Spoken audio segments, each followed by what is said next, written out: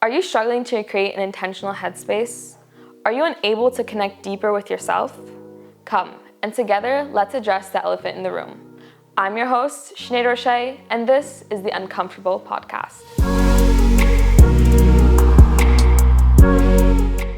So recently I was put into a situation where I kind of felt like I didn't deserve to be there and I didn't feel like I belonged there. To give you guys some more context about it, basically at my school we have multiple different clubs, and one of the clubs is like a business club, and in the business clubs there's multiple different kind of sections or sectors, I don't know how you would call it, And for me, I was part of the consulting group. And at the end of my first year at university, I got asked if I wanted to be the head of it for next year. And I was working along another person, so it wasn't just gonna be me. And initially, when I was told this, and I kind of like applied for it as well, I was so excited to get the position. And I was like really into it and really like ready to go into it. And so during summer break, what happened is we had some meetings here and there with like kind of the executive board. And I had done my research, because consulting, I feel like no one really knows what that is sometimes, and it's very different. It's very different in certain aspects and here and there, but that doesn't really matter for right now. So during the summertime, we had some board meetings, and they'd be online and everything like this. And all different like executive boards had to explain what's going on in their section. And throughout the summer, like I gradually decreased within my confidence level every single time we went to like one of those meetings, because I felt like in comparison, like definitely to like the others, I didn't know what was going on. And it's not like I didn't know what was going on with consulting, or wasn't like I didn't do my research. I just didn't feel like I deserved the position anymore. And this was like especially like, I guess like brought to my attention when we had like our first in-person board meeting. And maybe it's because like I didn't understand the jargon necessarily, because there's like fintech and I didn't understand necessarily what was going on there. But I just felt like I didn't belong, and like I didn't have like the intellect enough, or I wasn't doing enough work to actually have a seat at that table. And that made me feel really insecure and really unworthy of the position. And it got to the point where like, we had a lot of interviews for people to come in and also be part of like kind of the sector. And I got to the point where at the first networking event, I literally went up to some of the people and I was like, as the leader, and I told them, guys, like I really don't know what I'm doing. You should never do that. Like as a leader, like, yeah, it's okay to be like unsure of things, but to tell them up front, like before you guys even began, like you don't know what you're doing is like, it's not gonna give like them a boost of confidence that they joined like the group. And it was bad, like the fact that I said that, and it was also like bad the fact that I felt that way, even though once again I was still doing like active research and I was still planning a lot. It was just like the feeling that really got to me. And I especially like realized that this was like a big problem when I spoke to one of the other executive heads of specifically fintech, and I had told her like during one of our classes, like, okay, I really don't know what I'm doing. Like, I don't think I should be here. Like, I don't think I deserve this position. Like, I think I just BS'd my way into this. And she was like, you seem like this is like really honest, but at the same time, she's like, you seem like you're doing well. Like, you'll be okay. And what I got from that, and this was like within the first, I guess, 1 to 2 months of the semester, was that I was experiencing a very heavy load of imposter syndrome. And imposter syndrome is a behavioral health phenomenon which describes itself as the self-doubt that you have for your intellect and your skills and accomplishments. And it is very prevalent among high-achieving individuals. And it's sad to say it, but it's very common. And in fact, 1 in 3 young people will experience it. And 70% of people will have experienced it at least one time in their life. And that's kind of really shitty to think about it. Because let's take out like the jargon of it, or like it being like a health phenomenon, but just experiencing imposter syndrome is like, you actually don't believe in yourself. I feel like that's what it is. Like, you're doubting yourself. Like, and I think it's really prevalent when like, and relevant when it comes to like people talking to you about things. Like, you won't feel like you're an expert in things that people are telling you you're an expert in things, or like when you're in conversations with others and it's regarding like a topic, I don't know, like with, as I said, like within like this board meetings, like it's regarding like similar topics, and you're comparing yourself to others, and that's when you start to feel like, maybe I actually don't belong here. Maybe I actually don't feel like I should be here. Like, it's actually, I feel like it's really shitty because you undermine yourself and you negate all of the skills that you have and all of the experience, all the hard work that you did to get there. Because one thing about it is that even though you feel like this, you'll still do activities. I feel like most people will still do activities to try to gain more confidence, right? So you'll still negate all that experience. You'll negate the research that you've done just because of the feeling that you have. And I feel like you're limiting your own potential. And I think if you continue to like let yourself feel like this in certain positions, you're not gonna go for like specifically in like a work, we'll put it like in a work scenario, you're not gonna go for the promotion. You're not gonna like put yourself up for that next job. Like, you're not gonna try to reach the next level because you're too afraid that everyone else is gonna see what you see in yourself. And it's not that you see it in yourself, it's that you feel it in yourself that you don't deserve it, that you don't have what it takes, when in fact you do. And I feel like imposter syndrome really hinders so many of us from achieving what we could actually do and from actually like reaching our full potential. So let's talk about getting over these feelings, which it's not easy. I'm not gonna tell you that I've been able to accomplish it myself, and I can tell you that right now because so one of the first episodes that I did here with my videographer friend, after we watched it, I critiqued it immediately. And you know what he told me? He's like, you literally experience imposter syndrome. Like, you, like the thing you're just talking about right now, like you literally experience it. And I was like, yeah, I know. And he's like, you can't limit, like, this could be helping someone and you're gonna not put it out there because you're afraid that they're gonna see your imperfections and things like this, but only you see it. And that's why I'm telling you, like, I still experience it. I still feel like this in some certain scenarios. So I'm not gonna tell you it's that easy to get over, but I do know there are steps, and I know that with time and with action, it gets better. And you do start to feel like you deserve to sit at that table, you deserve to get that promotion, you deserve to be in that relationship. Because the thing is, imposter syndrome doesn't just affect like how we feel like in work scenarios, but it affects us in all matters of life. And I think in certain relationships, like when people are choosing you, right, you kind of try to like avoid this. And I think this is definitely for people who have like that, and we'll get into this, like, but like avoidant attachment style, where they're gonna try to push people away because they don't want you to see them fully. Because what happens if they get rejected because now you see all of their flaws, right? So this isn't just like imposter syndrome. You don't just feel this when you're working. You feel this also like when it comes to the relationships you're in. Platonic, romantic, doesn't matter, right? You will just start to feel that like you're unworthy of it. But anyways, let's get to getting over these feelings. At the end of the day, what I realize is that imposter syndrome is something that like it gets triggered, which means you have to know what's gonna trigger it. You have to know what scenarios or what actions, what's gonna get you from feeling like confident to insecure really quickly.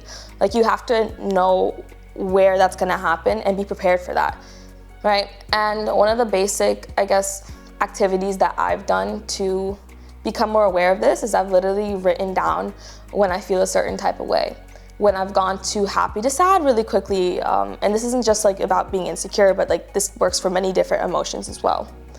And what I've done is like I create a list of it'll be different scenarios that I'm in, and it'll get me feeling from one emotion to the next emotion really quickly, right?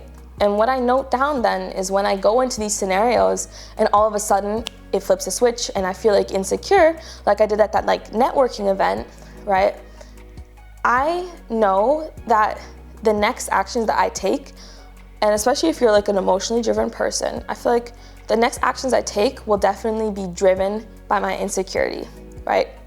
So after that networking event, for example, what I did was I listed down that that's what happened. And I knew immediately that any action I had taken, like just after like getting into that room, because I had already started feeling insecure, that was driven by those emotions. And so like telling these people that, yeah, I'm not gonna know really what we're doing here, that I'm not really aware what's going on. I knew exactly that those words and those actions were driven by insecurity, right? And so I feel like when you're able to list down your triggers and you're able to know what's about to happen, you can at least prepare yourself and you can know that you're acting out on something. And in some cases, when you become really aware of these things, you're also able to stop it, right? And when it comes to these like stopping moments, I think when you've noticed that this situation is gonna get me here, I need to be aware of that. I think if you become like a really self-aware person, you're able to take yourself out of the moment. And when you take yourself out of the moment, willing to go back, I need you to do a few things, right? First of all, I want you to learn the facts about yourself. Not the feelings about yourself, but learn the facts about yourself. So whether this be looking at a CV, whether this be looking at a list of things that you wrote down yourself of like, okay, these things I'm good at, or these are some of the things I've accomplished, or in certain relationships, I do these things that make me feel like I'm a good person or make me feel like I'm doing good. I want you to look at that list. Look at that list, and even if the emotion isn't attached there, when you were writing those lists or when you were creating those CVs, like, you're proud of yourself. I feel like you are, or in most cases, many people are proud of themselves because they've been able to accomplish so many things, or they're still able to actively do these things in their relationships. And look at the facts. Look at the facts and remind yourself that this is who I am, and that even though I feel like this right now, that doesn't mean that that's all that there is, right?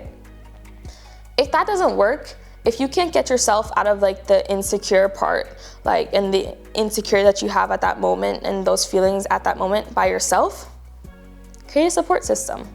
Like for me, what I did, because I noticed I got triggered at that networking event, I called my dad. I left and I called my dad and I told him exactly how I felt.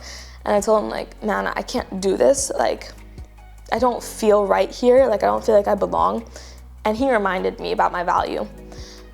And maybe it creates sort of dependency, but at the same time, sometimes when you can't see your own value and you can't see what you have done, it's okay to have someone else remind you. It's okay to look for others for that type of support, especially when you trust them, like, because it kind of like allows you to see it yourself from a different perspective. So even while you're in that emotional state at that moment, you have someone else telling you like, listen, don't feel bad about yourself right now. Like, what you feel right now, it's okay, but I want you to remember these things about you. This is how I see you. And while I might not be the priority, like that person's viewpoint might not be the priority for you, that's still like kind of like a boost. I think it's like a little pick me up. So when you feel insecure, go and find someone and share your feelings with them. Like, create that type of support system. And I think what will happen is also you'll realize that they might also feel insecure in some places as well, and you can help each other. Then, and this isn't in like the moments when you feel insecure, this isn't in the moments when like imposter syndrome has hit you, but just outside of that, learn to celebrate your successes. I think we're really keen on being humble, but I think there's a big difference between being humble and just simply like not acknowledging that you've been able to do something. Like, you don't have to go and brag in the room that like, yeah, like I entered for JP and Morgan. You don't have to go and brag about that, right? But you can acknowledge it. You can acknowledge that you got that internship. That's the first thing that just came to mind right now. But like, acknowledge it, like, and celebrate it. And you can still be humble about it, but don't forget to acknowledge that you were able to accomplish something. Because I feel like when we overlook certain steps and certain accomplishments that we've been fighting for so long, when we actually get them, we don't appreciate them as much. And so when we come to those scenarios where we're not feeling secure within ourselves, because we didn't celebrate them and like we didn't make them like a milestone in our head, like they're not there for us to like grab onto. And I think that's bad in itself, because you should be proud of yourself for those successes. And especially when you are in those low moments, you should be able to grab onto those successes as well. And then lastly, I feel like in order to, let's say, overcome the imposter syndrome, I think you have to let go of being perfect. As I was saying before, like one of the first episodes I did here, my friend literally told me like, you have to let go of like your need to be perfect. And what I got from that, like, and it took a while, and it still is taking a while because I do want these episodes to be perfect in a sense, is that what you see as imperfections might also just translate into your authenticity. So yeah, it's not going to be perfect necessarily, but like in those imperfections, there's also you being uniquely you. And I think you should celebrate that rather than critiquing it always, you know, because no one else is going to be you. At the end of the day, right, there are just going to be times where you just don't feel like you belong. And there is going to be uncomfortable moments where, again, you're just feeling insecure and unworthy. But you can't let those define the next steps that you do, because I feel like that's when you regret more.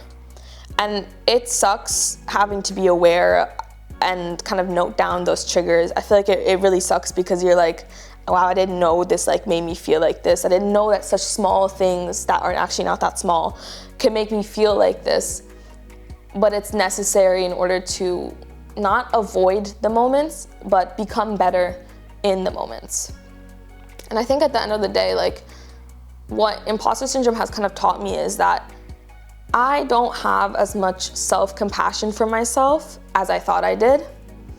And I think when you're able to cultivate that kind of self-compassion, you're able to understand that within those moments that you don't feel like 100% you, that you feel, they might see my flaws or my faults, that you're still able to look at yourself and say, it's okay that they see it maybe, and it's okay that I see it maybe, but I'm still able to love myself and I'm still able to like myself, even if in that moment I'm a bit weary and not really sure of myself. And so that's kind of why I want you guys to ask yourselves the question that when you feel like you're afraid and when you start to feel like you don't belong, ask yourself if you still love yourself in that moment. Ask yourself if you still have the self-compassion for yourself in that moment. And I feel like most of us will actually be able to tell ourselves that we don't.